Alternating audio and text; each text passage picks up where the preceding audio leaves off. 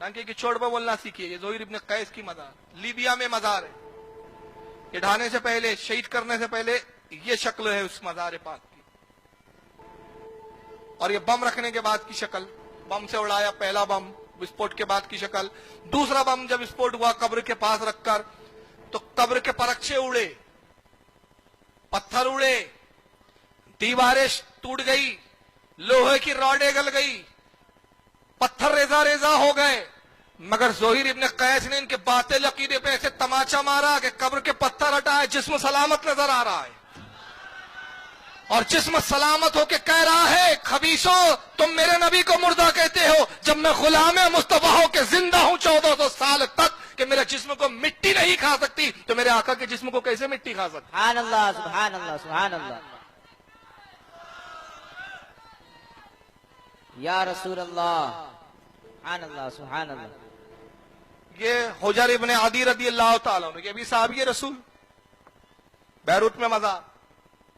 अब मैं नहीं कहता ये आतंकवाद वहाबी आतंकवाद है, ये दहशतगर्दी वहाबियों की दहशतगर्दी है। ये बैरूत के एक चैनल का एंकर खुद कह रहा। क्या किया इन्होंने? हुजर इब्न अदी रदी अल्लाह ताला अन्हु की कब्र पर रात में गए, जालियों को तोड़ा, और तोड़ने के बाद कब्र को खोदा, जिस्म को निकाला, जिस्म को निकाल कर गुमनाम जगह पर ले गए। बड़ी अजीब बात है यार, इनकी अक्लों पे पर्दे देखो कैसे पड़े हुए हैं, और शैतान इनके दिलों पर कैसे हावी होकर बैठा हुआ है। दिल को शैतान ने अपने काबू में, अपनी मुट्ठी में कैसा कर लिया है कि देख रहे हैं खबीर हुजर इब्न अदी की जिस्म मुबारक ज़ाहिर बाहर आ रहा है सलामत,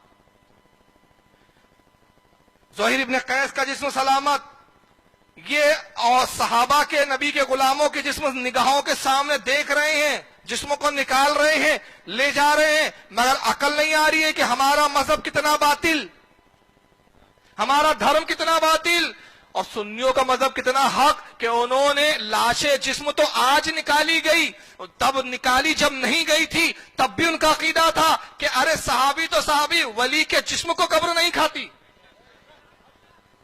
तो मजहब तो वही हक है ना।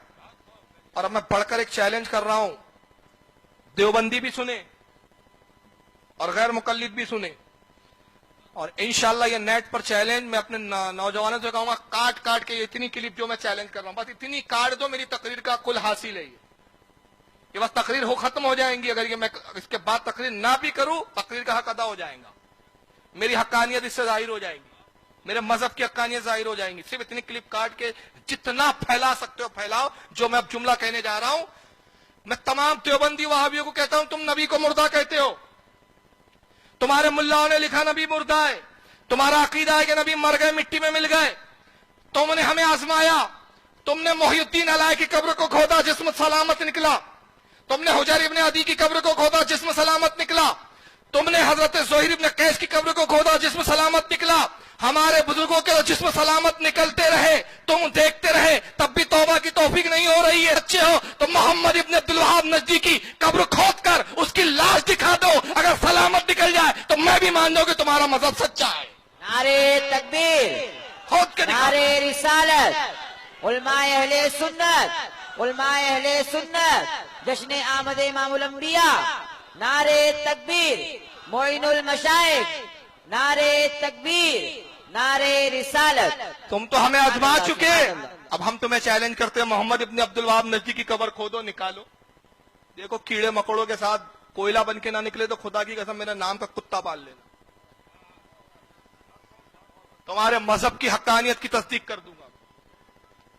खोदो इस्माइल दहलवी की कब्र को, हिम्मत हो तो खोदो अशरफ अली थानवी की कब्र को, खोदो रशीद अहमद गंगोही की कब्र को। मैं जानता हूं तुम खुद नहीं खोदोगे, तुम्हें खुद मालूम है, अरे मरने से पहले ही अजाब में थे, मरने के बाद क्या हाल में क्या हाल रहे होंगे, तुम खुद जानते हो। तुम्हें खुद पता है कि हमारे मुल्लाओं को जो हमने बुजुर्ग समझ के गाड़ा, कब्र की मिट्टियों ने कब इनका नामो निशान मिटा दिया। जब तुमने देखा कि हमारे बुजुर्गों का निशान नहीं, तो हम सुन्नियों के बुजुर्गों के भी निशान को बरकरार रहने नहीं देंगे। इसलिए तुमने ये आतंकवाद का खेल शुरू किया, इसलिए तुम बम फोड़ते हो, इसलिए तुम कब्रों को खोदते हो। ज़ोहिर इब्न हुजर की कब्र को खोदा इन खबीसों ने। इनकी चुरत देखो यार, हाथ नहीं लरसते इन खबीसों के कि जब एक साहबी रसूल की कब्र को खोद रहे हैं। اور اسلام تو ہمیں کیا بتاتا ہے؟ ابو داؤد شریف کی حدیث کیا پڑھتے ہیں خبیث کے بچے؟ ابو داؤد کی حدیث ہے، عمرو ابن حزم رضی اللہ تعالیٰ صحابی رسول کہتے ہیں میں ایک قبر سے ٹیک لگا کے بیٹھا ہوں، آقا کی نظر مجھ پہ پڑی، چلال طاری ہو گیا سرکار کے چہرے اقدس پر، اب بڑے چلال میں فرمایا اے ابن حزم قبر سے ہٹ جا، نہ تو قبر والے کو تکلیف دے نہ قبر والا تجھے تکلیف دے۔